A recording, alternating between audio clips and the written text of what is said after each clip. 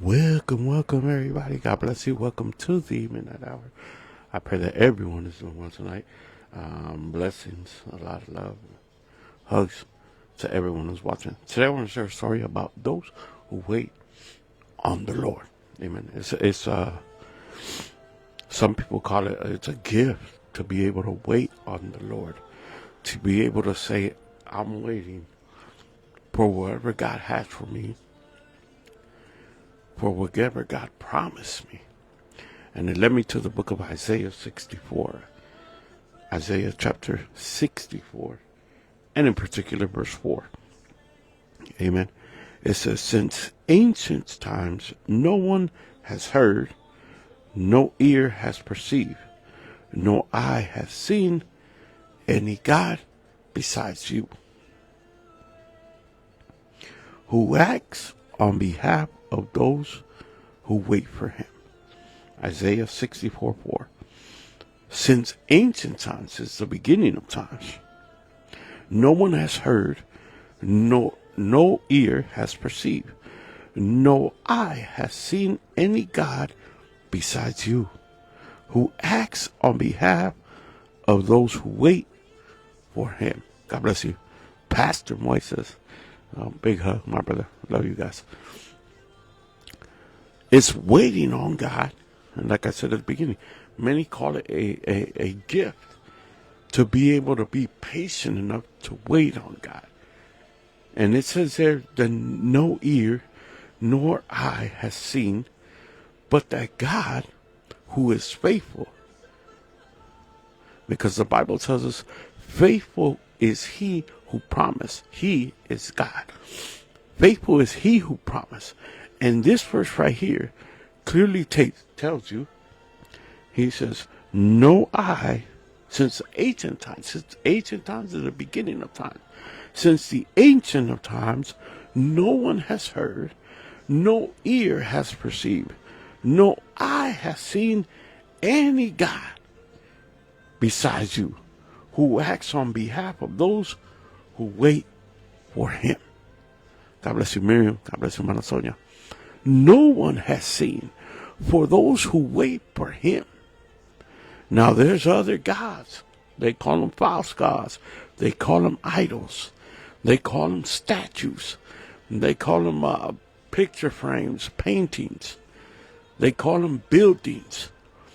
But those, and sadly, there's people waiting on statues to speak to them, on paintings to reveal to them, on another person to answer them. They're waiting on that. But we that serve God in the heavens, the true God, we know what we are waiting for. We are waiting for the God who, when we speak to him, he answers. When we need an answer, he speaks to us. That's the God. When we need a touch, he puts out his hand and touches us. He hears us. He sees us. He cares for us. He loves us. That's the God we're waiting for. That's the God that, like I said, there's all kind of false gods. There's all kind of false idols. There's all kind of people who have turned another person, another human, or another man or woman into a God, and they're waiting on them.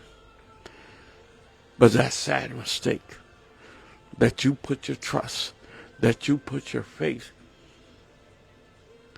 and you believe you're waiting on them, or you're waiting on an answer from them. That's a sad way to live. That's a mistaken way to live. But those who wait, those who have seen what eyes have never seen, what ears have never heard, those who know what God can do and what God has done in your life, in my life, in our life, that's the God we're waiting for. That's the God I'm waiting on. If I have to wait a little longer, we have to wait a little longer. If I have to be a little bit more patient, we have to be a little bit more patient. If we understand that his timing is perfect, God never arrives too early, nor he arrives too late. There's some people think God made it too late. God, it's too late. It's too late for me.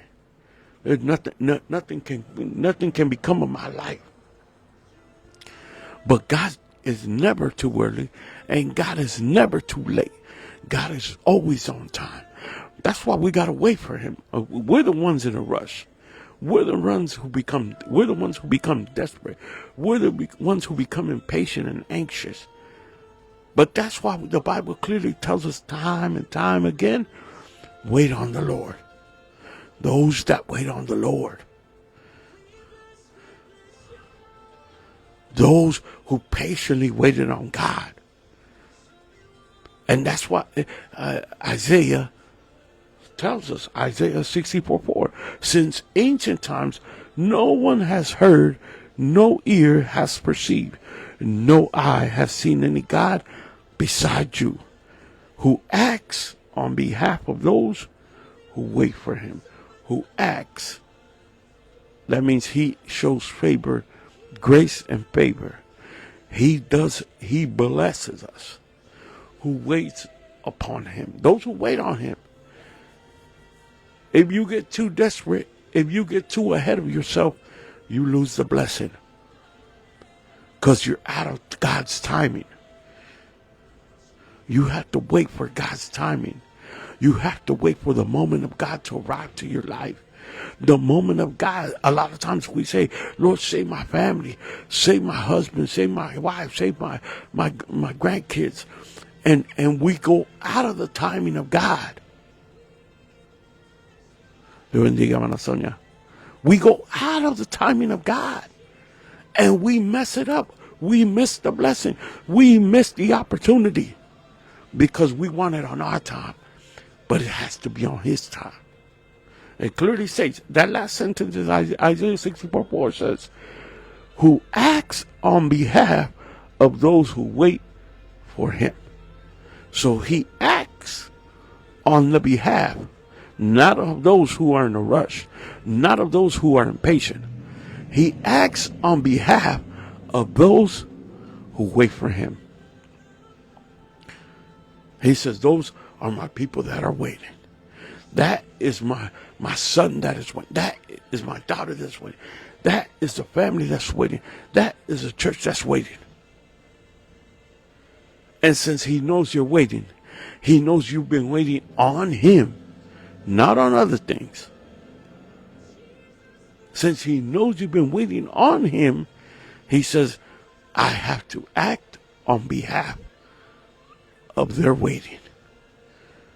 And so when we become patient, like I said at the very beginning, patience is a gift. Being able to wait on God is kind of a gift that you have to have. You can't get too rushed.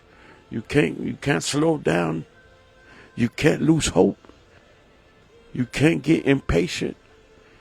You have to wait on God's timing. God's timing is perfect. You have to learn how to say, it doesn't look good right now, but I know God will step in at the right moment. Things don't look, it looks like a lot of dark clouds, but I believe the light of God is going to break up the clouds at the very right moment. And when we wait on Him, big things, great things, beautiful things, amazing things, things that people never heard, people never seen. Those kind of things happen to those who wait upon God, who patiently wait, who trust, waiting on God. And the simplest form is trusting Him. How do you trust Him? Do you trust Him to have the right answer at the right time? That's basically what waiting on God is. I trust God, and He will work on my behalf. He will show me favor. He will show me blessings. He will show me the way. That's amazing God that we serve. But we have to learn how to wait for Him, how to wait on Him, and not be too discouraged. God has whatever God is going to give to you. the day, the hour, up to the minute and the second, it has your name. What he's going to give to me, it has my name. So I might get mine today. You might get yours tomorrow. You might get yours today. I might get mine tomorrow. All we have to do is trust him and wait, because he who promises, he is faithful. God bless you guys. Good night. I love you guys.